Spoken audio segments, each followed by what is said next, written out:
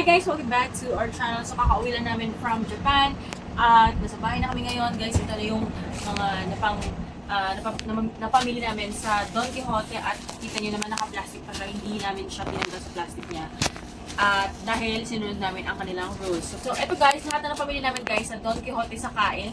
Malapit na sa Mitsuku Oshina Mall. So ito ang first plastic na bubuksan natin. Hindi namin talaga siya guys binuksan kasi we follow the rules. So first, ang aming pinili ay Biore UV Aqua Rich Sun Block or Sunscreen Japan #1 product. So parang nasa magkano to? 1,700 yen. 1,700 yen. So alam ko popular ito sa mga Japan, and then bumili rin kami ng JCC, yung parang toner ba to or skin lotion. Yan. Yung presyo niyan guys, pag hindi ko naalala, ilalagay lang namin sa comment section. Ito, bumili rin kami ng JCC na cream, parang nasa 1,200 to. Alam ko dalawa yung binili namin yan, dalawa guys, kasi ano ito yan must buy pag yan sa Japan. And then napkin, may nagsabi lang sa akin ito, may nagpabili, tapos bumili na rin ako ng isa. Maganda daw itong napkin ito. Let's try it guys kung alam yan. Parang nasa 348 something yan. And bumili na ako ng watch for my mama sa Japan, Don Quijote rin to. Diyan lang yan. And then, Biore na, ito yung guys, yung number, -3, ito yung parang cold wipes nila. So, bagay na bagay sa Pilipinas. Then, pabili rin to guys sa amin ang, ano nga to, Ichiran ramen yan. Hindi na maalala guys kung magkano yan, pero ilalagay namin. And then, itong Nissin Big Cup Noodle Seafood. Guys. And then, favorite namin guys, yung Glade. So, meron kaming separate vlog kung paano kami namili sa Don Quijote. So, makikita nyo kung magkano to. Pero super mura nito guys kumpara sa SM na binibenta nila. Sobrang overpriced. So guys, yung pinagkaiba pala nito, ay ito sa amin guys. Ito yung sa SM, ito yung sa Japan. Yung sa SM guys, every 30 minutes mag-spray siya ng mist. Unlike naman yung sa Japan guys, ay mag-spray na siya ng mist niya kapag may nasasend siyang movement or sensor whatsoever. So, hindi siya agad-agad mauubos guys. Kaso walang problema na to, yung mga refill nito guys, hindi siya available sa Pilipinas. So, ang gawin niyo na lang, pag may friend kayo pupunta ng Pilipinas, magpabili kayo ng kanyang refill. Parang nasa 300 pesos ata yung refill nito. So, medyo pricey pero worth it naman talaga guys. And then next ay itong nose mint. Yan, nose mint. And then itong pang pimple ata to, pear something ointment ng pang pimple. And then mint aqua spark na candy. Next plastic guys, let's do this. Dito, kitang-kita yun naman, nakapack na guys. Unlike last year sa trip namin, pinakailaman namin. Pero this time, no, hindi yung pinakailaman. Sirain ko na lang dahil ang hirap mag-depack. So, first ay Alford. Sa Don Quijote guys, parang nasa around 89 yen ito. And then may ibang stores na naman na 79 na siya or 70 something ganun, around ganun lang siya. At sa Don Quijote na yun guys, ay 24 hours pala silang open. Sobrang crowded ng Don Quijote na yun. Medyo malulula ka. And then another pink, this is not mine kasi hindi ako mahilig sa chocolates ngayon. Konti-konti yung control ko.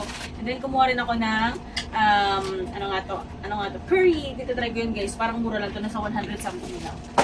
And then itong oh my god, ayoko nang basahin. Pouch to guys, ay pouch parang salon pass yan. Parang sa ibang store guys, parang pumapatak to ng 900 plus yan. Pero sa Don Quijote parang 400 yen lang siya.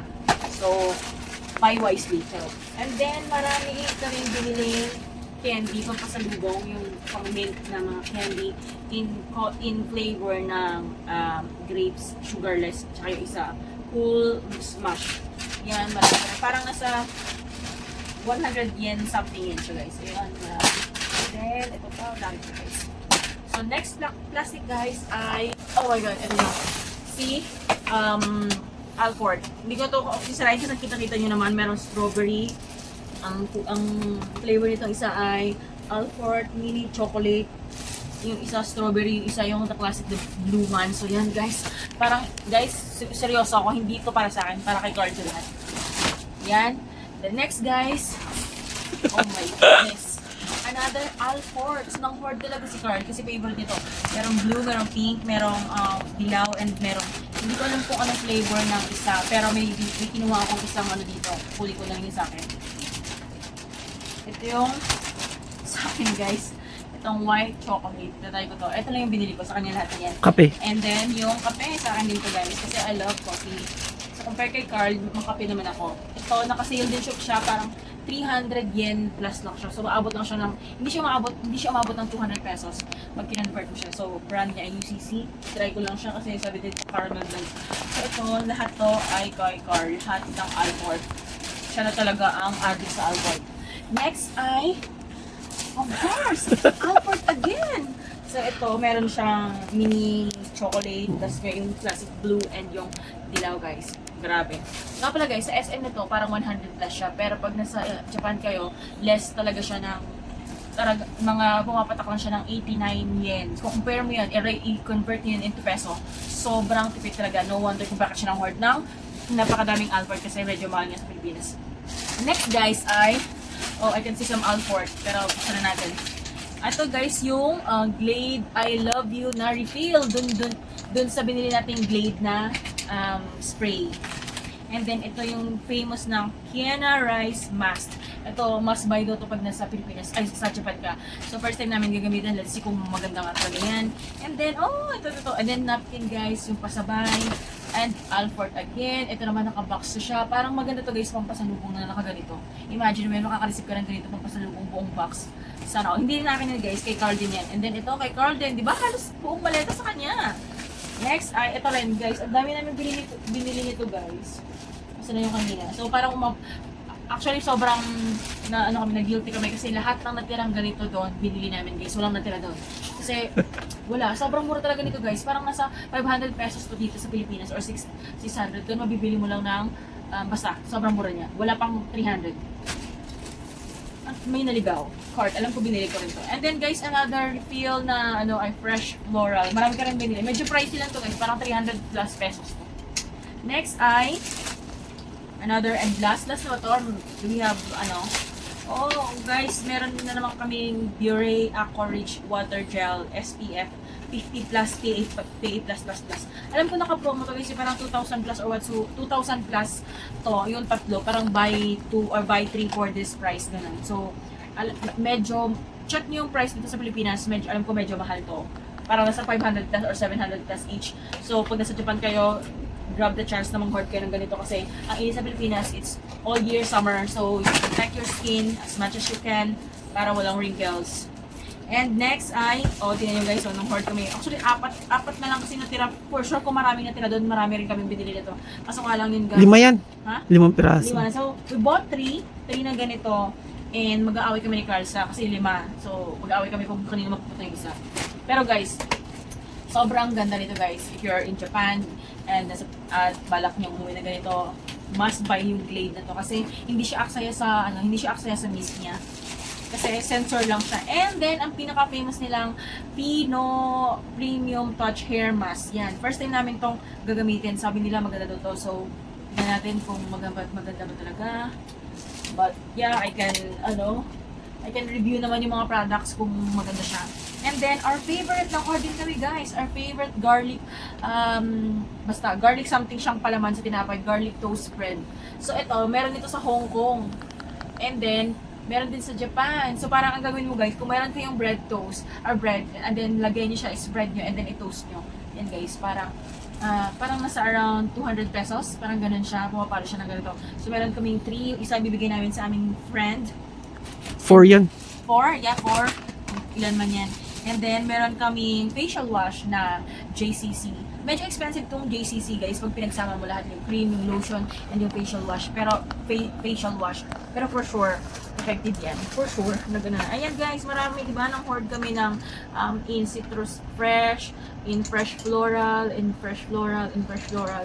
So, yan. 3 piraso pala nito guys yung laman.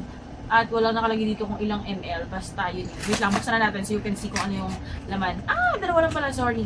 Dalawa lang. Yan guys, yung laman. Ganito lang siya. Walang ml kung ilan. Wala. Yes guys, sorry. I cannot confirm kung ilan. Pero guys, good for siguro almost 1 month na rin siguro.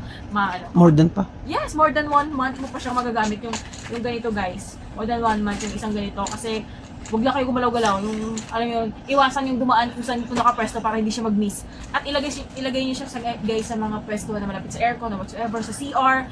Kasi diba, hindi naman ako siguro minuto-minuto sa CR. So, yan.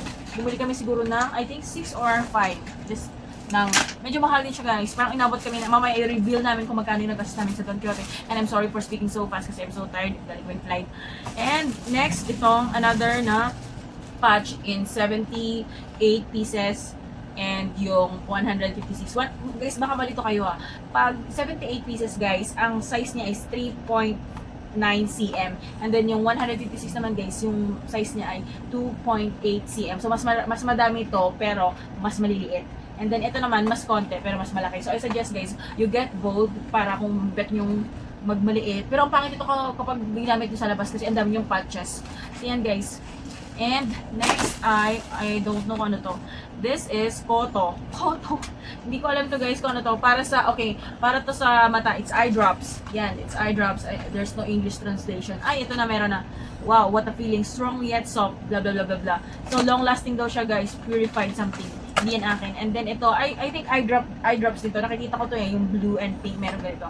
So, hindi to sa akin guys. Malamang kay Carl yan. And then another garlic yan. Garlic. Ito, favorite talaga guys. I suggest, if you love garlic or garlic toast bread, you get one of these kasi may iba pa silang flavor. So, super sarap nito guys. It's my favorite. Parang mukhang yun lang yung sa akin. Next ay, wala na. Ito guys, let me show you. Bumili kami ng ito, parang nasa 2 pesos or 4 pesos lang isa nito kasi lahat ng pinunta namin sa Kyoto, around Kyoto, Osaka, Nagoya, and where else? Ine, Amano Hashida. Pinagkukuha namin. Pinamay sushi, merong itong dun sa may Starbucks, sa may Bamboo Forest, itong napuntahan namin, and then ito. So lahat ito napuntahan namin. This is just for remembrance. This is just cutie collections. And last, we still have few items like yung nabili namin sa ito, yung patches ulit, and then face mask. And then, bumili, nung nandun kami guys sa Amano Hashida, guys, nung nandun kami sa Arashiyama, nakita namin yung mga mochi kasi we are so fan of mochi ng Japanese. And we bought some na 1, 2, 3, 4 guys ang amin nabili. Ito ay walang nakalagay. Pero ilalagay namin yung picture guys kung anong flavor nito. And this one is matcha. Ayan. Hindi pala siya mochi guys. Hindi siya mochi. Ano siya? Ipakita ko na nga dahil nandiyan na kayo. Guys, ito yung laman niya guys. Oh, yan. Hindi siya mochi. Para siyang mochi pero mukha siyang bread something. Ayan guys. Oh. Yan. Yan guys. And then, bumili rin kami sa Godiva chocolate. Tatlo nito guys. Pang regalo namin. Yung isa nakakain ko na. Hindi pa naman ubos. Pero this is super nice na chocolate. And guys, bumili rin kami sa ito parang pinabili nito ng friend namin. Pero kung fan kayo nito, skin lotion, may Shoko. Yan guys. Parang itong 4 na to, 5. Pinabili ito sa amin ng local friend namin na nag-work sa Japan, na nag-uwi na ng Pilipinas. Itong 4 na to, ay 5 nito, 1,800. Parang, to guys, mas maganda to pang tanggal ng pimples. Ngayon, ang ganda-ganda niya na, ang kinis niya na. Next ay, pumunta kami ng airport na guys. We're so close. Nasa Royce kami guys. So, bumili kami ng, pinabili rin to sa amin. Parang, yung sister-in-law ko bumili ng 2 and then ilan sa amin? 3 or 2 din. Itong Royce Pure Chocolate. Ito, mura lang siya guys. 800 yen. 800 yen. Imagine, sa Pilipinas magkano na to? 600. Lampas 600 pesos. 300 lang sa atin. Yes.